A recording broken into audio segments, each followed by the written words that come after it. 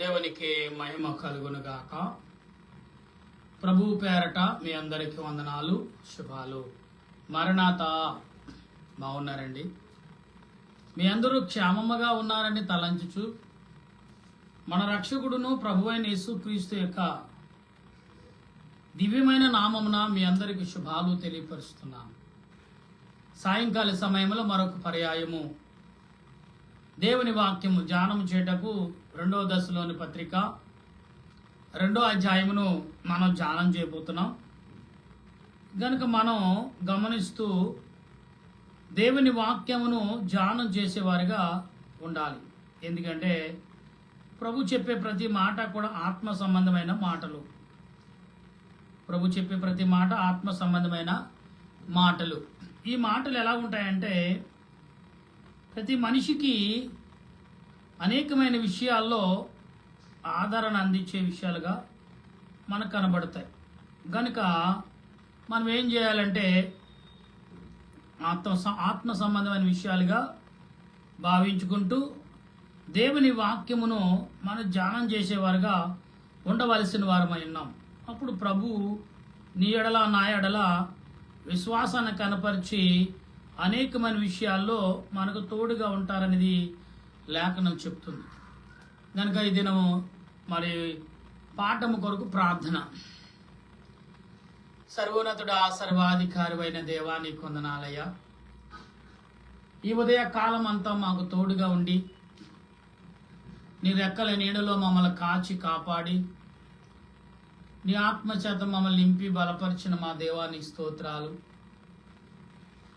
ఇదిగో నాయన, ఏ రీతిగా మేము ప్రార్థించాలో, ఏ రీతిగా నిన్ను స్తుతించాలో అటు ఆలోచన క్రియలు నాకు అనుగ్రహించి మమ్మల్ని బలపరిచి నడిపించమని నీ దేన దాసుడని నన్ను నీ ఆత్మతో నింపి నీ ఆలోచనతో బలపరిచి నీ క్రియల ద్వారా నీ బిడ్డలతో మాట్లాడమని నీ దేన దాసుడైన నన్ను నీ సిలువ చాటను మరుగుపరిచి నాలో ఉండి నీ బిడ్డలతో ప్రవచింపమని ప్రవచనకర్త అయిన యేసు క్రీస్తు యొక్క దివ్యమైన నామములో అడిగి బ్రతిమాలుచున్నాను మా పరమ తండ్రి, ఆమేన్. మన తండ్రి అయిన దేవుని సహాయము సదా మనకు తోడైండును గాక, ఆమేన్.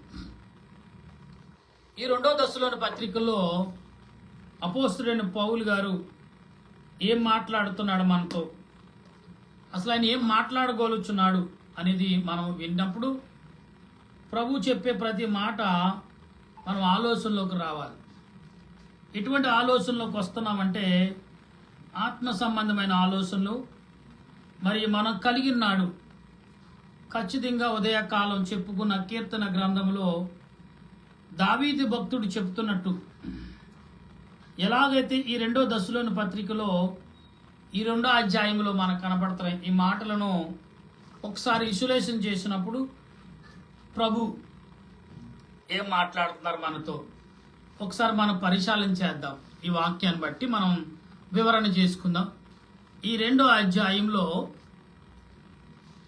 సహోదరులారా, ప్రభు దినము ఇప్పుడే వచ్చునున్నట్లుగా ఇక్కడేమన్నాడు? సహోదరులారా, ప్రభు దినము ఇప్పుడే వచ్చున్నట్లుగా మీరు ఆత్మ మూలముగాను మా యొద్ద నుండి వచ్చినదని చెప్పిన పత్రిక వలనను ఎవడైనను చెప్పిన ఎడల మీరు త్వరపడి చంచుల మనసులు కాకుండా అంటే గందరగోళ మనసు కలిగి ఉండకండి.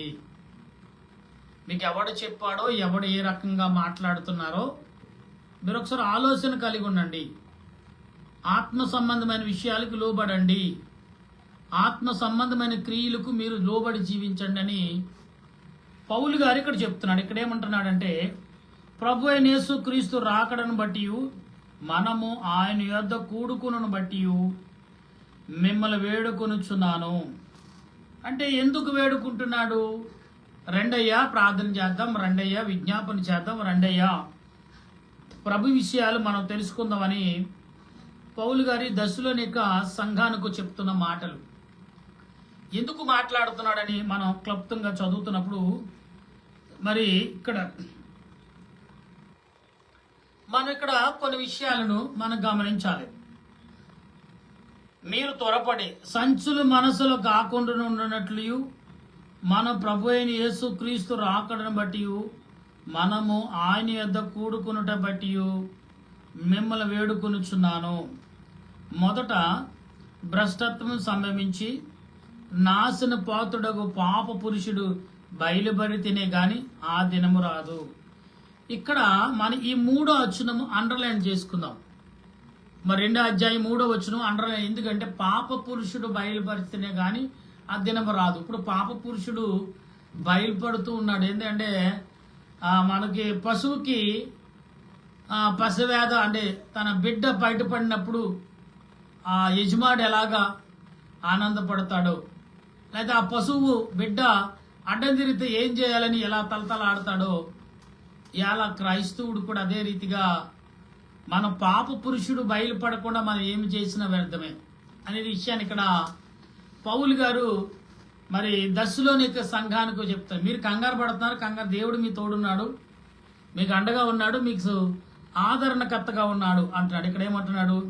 ఇప్పబడును ఏబు పూజింపబడును దాని అంతటిని ఎదిరించుచు దానికి అంతటిగా పైన వాడు తన్ను తాను హెచ్చించుకొనుచు తాను దేవుడినని తన్ను కనపరుచుకొనుచు దేవుని ఆలయములో కూర్చుండును గనుక ఏ విధముగానైనను ఎవడను మిమ్మల్ని మోసపరచుకుని నేనింక మీ వద్ద ఉన్నప్పుడు ఈ సంగతులను మీకు చెప్పనిది మీ జ్ఞాపకం లేదా అంటే ఆల్రెడీ హెచ్చరించాడు పౌలు గారు. పాప పురుషుడు బయలుపడతారు, భయపడే ముందు కొన్ని సూచనలు లోకంలో జరుగుతాయి.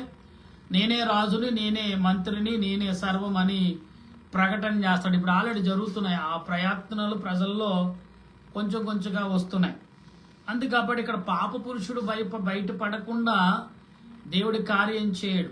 ఎందుకంటే యుద్ధానికి కత్తి పట్టుకున్నవాడు సిద్ధపడితే ప్రయోజనం, అవతల వాడు కూడా యుద్ధానికి సిద్ధపడాలి కదా. అప్పుడే కదా యుద్ధానికి ఒక కళ, యుద్ధం జరుగుతుందని ఒక విధేయత దొరుకుతుంది. అవతల వాళ్ళు మౌనంగా ఉంటే అది ఎలా ఉంటుంది? దొంగ దెబ్బ కొట్టినట్టుగా ఉంటుంది. మనం ఆల్రెడీ యుద్ధాలు జరుగుతున్నాయి, చూస్తూనే ఉన్నాం. ఈ యుద్ధం ఎలాంటిదంటే ఆధిపత్యం. కానీ ఈ యుద్ధం ఎలాంటిదంటే రాకడ కొరకు, అంటే పరలోకంలోకి మానవులు చేర్చే యుద్ధం అనేది మనం భావించాలి. ఇక్కడ అంటున్నాడు, అనగా వాడి సొంత కాళ్ళ ముందు బయలుపరచబడవలనని వాని అడ్డగించుని ఏదో అది మీరు ఎరుగుదురు. అంటే చూసారా, వాడి కాళ్ళ మీద వాడు నిలబడి అడ్డగించును అన్నాడు. అంటే ఇవాళ సువార్త నిమిత్తం అనేకమైన విషయాల్లో చాలా విషయాలు జరుగుతూనే ఉన్నాయి. అయితే కొన్ని విషయాల్లో ఆత్మ తలంపులు కలిగి ఆత్మ ఉద్దేశాలు కలిగి మనం నడుచుచున్నప్పుడు ఎలాగుంటుందంటే మనుషుల ఎడల కొన్ని మార్పులు మనం చెందుతున్న వారంగా ఉంటాం. అందుకనే దేవుడు అంటున్నాడు, నేనే మార్గము, నేనే సత్యము, నేనే జీవము అని అంటున్నాడు. ఇక్కడ ఏమంటున్నాడంటే మరలా లోక సంబంధము మరలోకము, లోక సంబంధమైన క్రియను ఇప్పటికే చేయుచున్నది గాని ఇది వరకు అడ్డగించుచున్న వాడు మధ్య నుండి తీసివేయబడే వరకే అడ్డగించును. అంటే వాడు ఏం చేస్తాడు? అడ్డంగా వస్తాడు. కానీ వాడు చూడు, మన ఎవరైనా గొడవలకు వెళ్ళినప్పుడు అడ్డంగా వెళ్ళి నిలబడే పక్క జరగరు అబ్బాయి, ఇవేంటి పద్దెనికనా ఏదో చెప్తున్నావు, ఏదో చేస్తున్నావేంటి అని అంటూ ఉంటారు ప్రజలు. అలాగ వీడు కూడా అడ్డంగా నిలబడినప్పుడు వాడిని మనమే స్వయముగా పక్కకి నెట్టివేసి వారి స్థితికి దేవుడు మనల్ని నిలబెడతాడంట. ఈరోజు మనం గమనించాలి ప్రియులారా, దేవుడు తన ఆత్మ నడిపింపును తన ఆలోచన క్రియలను నీకు నాకు అందిస్తున్నాడు అంటే మనం అతి చేయపడవలసిన అవసరం ఎంతగానో ఉంది.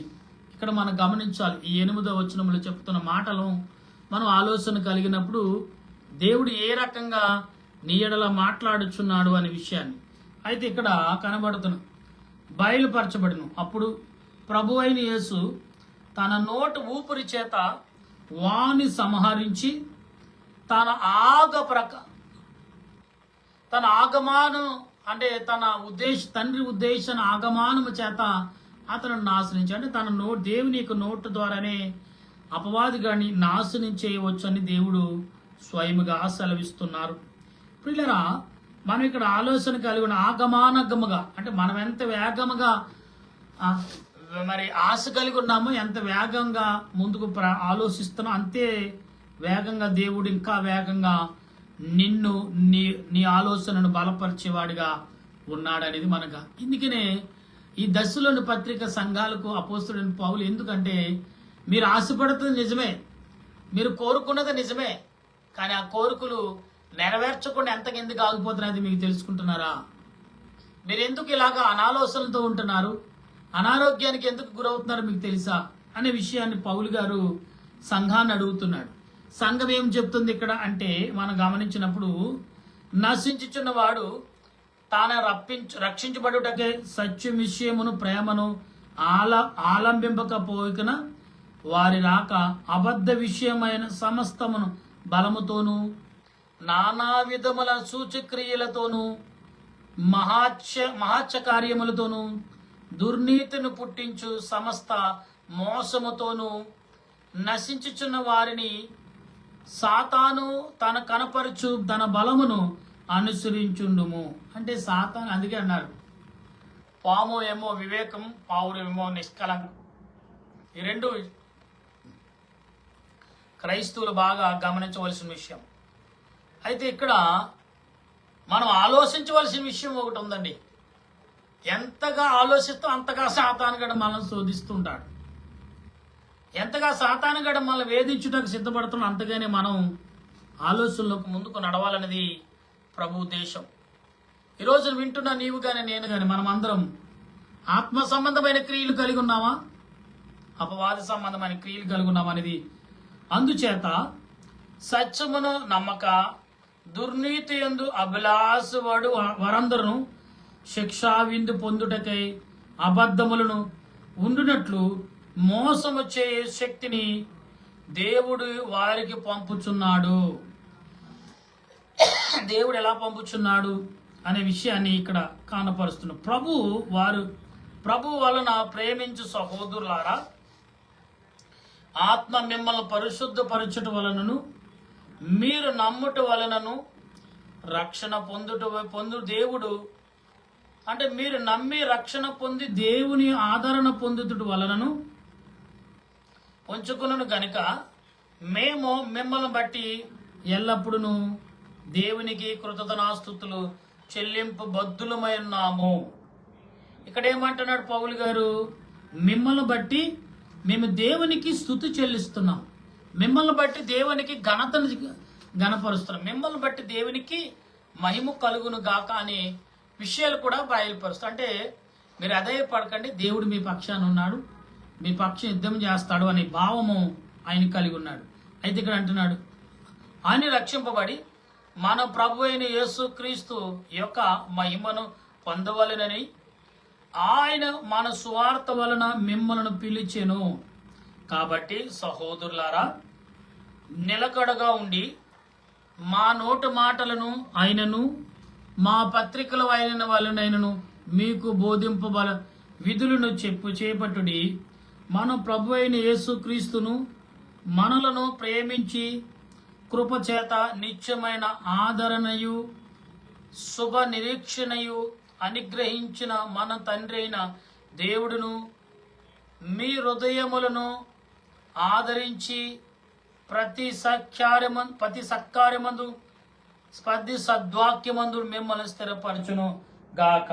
మిమ్మల్ని అంటే ప్రతి వాక్యమందును, ప్రతి ప్రార్థన యందును, ప్రతి విజ్ఞాపన యందును, ప్రతి తలంపుని యందును, ప్రతి ఉద్దేశమునందు దేవుడు మిమ్మల్ని బలపరచును గాక అని లాస్ట్లో డిక్లేర్ చేశాడు ఆయన పౌలు గారు. ఎందుకు ఈ మాటలన్నీ చెప్తున్నాడంటే ప్రియులారా, మనం ఆల్రెడీ చదువుకుంటూనే ఉన్నాం బైబిల్ లేఖనాలు. ఎలా చదువుతున్నాం అంటే ఆత్మ సంబంధమైన విషయాలను చాలా విషయాలుగా మనం గ్రహిస్తున్నాం. ఈ గ్రహింపు ఎలాగుందంటే మనుషుల్ని ఆలోచింపచేసేదిగా ఉంది, మనుషుల్ని అర్థం చేసుకునేదిగా కాక మనుషుల్ని ఆందోళన పరిచే స్థితికి ఎలా మనం కనబడుతున్నాం. అందుకే దేవుడు అంటాడు, పౌలు గారు అంటాడు, మీరు ఆందోళన చెందొద్దు, ఆందోళన చెందేవాడు ఎవడైతున్నాడో వాడికి ఆందోళన కలుగుతుంది, కనుక మీరు మాత్రం ధైర్యంగా ఉండండి. అధైర్యంతో ఉండకండి, బెదురుతో ఉండకండి, గుండు దడతో ఉండకండి, బలముతో మనోధైర్యముతో మీరు జీవించండి పౌలు గారు ఇక్కడ సంఘాలకు చెప్తున్నాడు. అపోస్తుడైన పౌలు గారు ఏ రకమైన సంఘాలకు దేవుడు బయలుపరచాలో అటువంటి సంఘాలకు అన్నిటికీ కూడా పౌలు గారు బయలుపరుస్తున్నాడు. ఈరోజు వింటున్న నీవు గాని నేను గాని మన అందరము కూడా ఆత్మ తలంపులు కలిగి జీవిస్తాలి. అందుకే మనం చదువుకున్న కీర్తన గ్రంథంలో ఏమంటున్నాడు మరి దావీదు గారు అంటే, మనం చదువుకున్న కీర్తన గ్రంథంలో మరి మనం ఒకసారి చదువుతున్నప్పుడు ఇక్కడ ఏమని రాయబడిందంటే 102వ కీర్తనలో మనం చదువుకున్నాం. ఉదయకాలం ఏం చదువుకున్నాం? ఇక్కడ మనుషుడు ఏ రకంగా జీవిస్తాడు అనే విషయాల్ని మనం గ్రహించాం. అయితే ఈ 102వ అధ్యాయంలో పౌలు గారు దావీదు గారు మాట్లాడిన మాటలు ఎలాగున్నాయి అనేది మనం గ్రహించినప్పుడు చాలా స్పష్టంగా కనబడతాయి. ఇక్కడ ఒకడు అంగవస్త్రం తీసినడు, నేను వాటిని తీసివేయదు, అవే మార్చబడును. నీవు ఏకరీతిగా ఉండువాడవు, నీ సంవత్సరముల అంతము లేదు, నీ సేవకుల కుమారులకు నిలిచిందురు, వారి సంతానం నీ సేవకుల యొక్క సంతానం అంటే దేవుని సన్నిధిలో స్థిరపడుతుందని చెప్తుంటే దావీదు గారు. అంటే దేవుని మాటలు వినుచున్నవారు, దేవుడి మాటలు గ్రహించుచున్నవారు, దేవుడి మాటలు ఆలోచిస్తున్నవారు, దేవుని మాటలు యోచించుచున్నవారు, దాన్ని గ్రహింపగలిగి జీవించుచున్నవారు యొక్క సేవకుల యొక్క పాదములు సుందరములంట, వెలిగించబడతాయని అన్నాడు దావీదు గారు. ఇక్కడ అంటున్నాడు ఏమని అంటే, నా బలము కుంగదీసును, నా దినములు బలపరచును, నా దినములు కొద్దిపరచును విలువగా మార్చుతున్నాడు దేవుడు అంటున్నాడు. నేను ఇలాగూ మనవి చేసి తిని, నా దేవా నా దినముల మధ్య నుండి నన్ను కొనుపోకమంటే, నా దినాలు కొద్దిగా చేయకుండా పూర్తిగా సంపూర్ణమైన ఆరోగ్యంతో నన్ను నీ దరికి చేర్చుకో అనే విషయంలో దావీదు గారు చెప్తున్నాడు. అంటే మనం ఈ దశలోని పత్రిక మరి ఈ యొక్క 2వ దశలోని పత్రికలో ఏ రకంగా సంఘానికి పౌలు గారు చెప్తున్నాడో, అలాగే మనకు మన సంఘాలకు మన జీవితాలకు దేవుడు అందిస్తున్న రీతిని మనం గ్రహించాలి. ఉదయ కాలములు వింటున్న మీరు గాని నేను గాని మనమందరము కూడా ఆత్మ తలంపులు కలిగి ఉన్నాము. ఆత్మ సంబంధమైన క్రియలు కలిగి ఉన్నాము అనే విషయాన్ని నిర్ణయం కాలమే వచ్చును, దాని రాళ్ళు నీ సేవకులు ప్రియములు, వారి దాని మట్టిని కనికరించెదరు. అప్పుడు అన్యజనులు యెహోవా నామమునకును భూరాజులందరూ నీ మహిమకు. ఇక్కడ ఎప్పుడు భయపడతారంటే కీర్తన గ్రంథం 102వ అధ్యాయం 15వ వచనములు అంటున్నాడు, భూరాజులు అప్పుడు దేవుని యొక్క మహిమకు భయపడతారు. అండ్ భూరాజులు, ధనవంతులు, అన్యులు అందరూ కూడా భయపడి దేవునికి మొక్కుతారు అంటున్నాడు. ఎందుకు? ఇంకా ఏ మార్గం లేదు, సత్యమ మార్గం ఎటువంటి మార్గం లేదు కాబట్టి శరణమే. అందుకే శరణం శరణం యేసు ప్రభువా, శరణ శరణు నా ప్రభువా, దురిత దూరుడనై నీ దరి చేరితి రా, నీ సిలువే నాశరా నాయనురా. యేసుక్రీస్తు శిలువ మానవులకి రక్షణగాను, మేలుకరముగాను, దీవునికరముగాను, ఆశీర్వాదకరముగాను, వెలుగునిచ్చేదిగాను, వెలుగుని తప్పించేదిగాను, మోక్ష మార్గములో నిలబెట్టేదిగా ఇక్కడ కనబడుతుంది. దావీదు గారు, పౌలు గారు ఇక్కడ చెప్పుచున్న మాటలను బట్టి మనం అర్థం చేసుకోవాలి. అందుకే నా శరా నాయారా నాయందు నాయరా అనగా, నా దేవా నేను నీ యొద్దకు వచ్చి నేను స్తుతిస్తున్నాని మరి బైబిల్ మిషన్ యొక్క కీర్తన గ్రంథములో మరి తెలుగు రైతు కీర్తనల పుస్తకాల్లో రాయబడిన మాటలు ఈరోజు వింటున్న మీరు గాని నేను గాని మనమందరూ ఆత్మ సంబంధులుగా ఆత్మ నడిపింపు కలిగి ప్రార్థించే కృపను పరిశుద్ధాత్మ దేవుడు ఈ ఉదయ కాలంలో మనకిచ్చాడు. ఈ సాయంకాల కాలంలో కూడా దేవదేవుడు అందించి సుఖనిద్రతో ఆత్మ నడిపింపును మనకు కలగచేయను గాక. ఆమేన్. ప్రార్థన చేసుకున్నాం. ఓ దయగల మా ప్రభా, నీకు స్తోత్రాలు. ఉదయ కాలం ఇప్పటి వరకు మాకు తోడుగా ఉన్నాం. ప్రయాణములు ఎందును, ఆలోచన ఎందును, రాకపోకలు ఎందును, తలంపులు ఎందును, క్రియలు ఎందును, అన్ని విషయాల్లో మాకు తోడుగా ఉండి మరొక సాయంకాల సమయంలో నీ పాదముల ఎదుట చేరి స్తుతించే భాగ్యం, ఆరాధించే భాగ్యం గణపరిచే భాగ్యం నీ దీన జనముకైన మాకు, నీ దీన బిడ్డలమైన మాకు, నీ దాసుల యొక్క పాదములు, నీ దాసుల విజ్ఞాపనలు పరలోకములో ధూపం వలె వేయబడుతున్నాయి, అది గుర్తించబడుతున్నాయి, వెలిగించబడుతున్నాయి. నీ సెలవిచ్చిన మాటను బట్టి వందనాలు చెల్లిస్తూ, ఈ దీనదాసుడి నన్ను, నా ప్రార్థన, నా విజ్ఞాపన ఆలగించి నా మీద శత్రువు పొంచి ఉన్నాడేమో, దురాత్మ సంబంధమైన ఆలోచన కలిగి సాతానుడు ఎదురు చూస్తున్నాడేమో, వాడిని వాడి క్రియలను గద్దించి నీ ఆత్మ నడిపింపు, నీ సన్నిధి కాపుదలను సమకూర్చి నడిపించమని రాత్రికాలం నాకు, నా బంధుమిత్రులకు, స్నేహితులకు, అన్నదమ్ములకు, అక్కాచెల్లులకు అందరకు నీ మహిమ, నీ ఆదరణ, మరణాత ప్రార్థన పరిచారికుడైన నన్ను, నా కుటుంబాను ఆర్థికంగాను ఆలోచన ప్రకారంగా నీ ఆత్మ నడిపింపును సమకూర్చి దురాత్మల శక్తులు, దురాత్మ ఆలోచన దూరపరిచి మా చుట్టుపక్కల వారందరూ నీ ఆత్మతో నింపి నీ సన్నిధి మాకు తోడుగా వచ్చి ఎవరు నశించిపోకుండా నీ రాకడకు సిద్ధపడి సాతానికి ఆందోళనకు గురవకుండా కాపాడి బలపరచమని మా ప్రభువును రక్షకుడైన యేసుక్రీస్తు యొక్క దివ్యమైన నామమును అడిగి ప్రార్థన చేయుచున్నాను పరమ తండ్రి, ఆమేన్. పరలోక మా పరమ తండ్రి, నామను పరిశుద్ధపరచునగాక, నీ రాజ్యం వచ్చునగాక, నీ చిత్తం పరలోకమందు నెరవేరినట్లు భూమి మీద నెరవేరినగాక. మౌనతుడైన మగ దయచే మా ప్రార్థన చేసిన వారిని క్షమించిన ప్రకారం మా ప్రార్థన క్షమించము, శోధనగా గీని తప్పించము, రాజ్యము, శక్తి, మహిమ నిరంతర నీవనావు తండ్రి, ఆమేన్. ఏ సత్యమే విజయం అపాలము, ప్రవేశత్వమే విజయం అపాలము, ప్రవేశ సంపూర్ణ విజయం అపాధి గ్రంథకాల నాశనం. హల్లెలూయా, హల్లెలూయా, స్తోత్రం, స్తోత్రం. ఆమేన్, ఆమేన్, ఆమేన్. మన తండ్రి అయిన దేవుని ప్రేమ, త్రియేక దేవుని కృప, పరిశుద్ధాత్మ అనేక జీవితం ఇప్పుడు ఎల్లప్పుడు మీకు, మీ బిడ్డలకు తోడుగా ఉండి ఆయన రాకడకు మనందరినీ సిద్ధపరచును గాక. ఆమేన్, ఆమేన్, ఆమేన్. మీ అందరికి వందనాలు. మరణాత ప్రార్థన మరవద్దు. ప్రార్థన ప్రతి క్షణము మీ జ్ఞాపకం వచ్చినప్పుడల్లా, మెలకు వచ్చినప్పుడల్లా ప్రభువును స్తుతించండి, అపవాదిని జయించండి. అటువంటి దీవుని దేవదేవుడు మీ అందరికి అందించును గాక. ఆమేన్. అందరికీ మరణాత.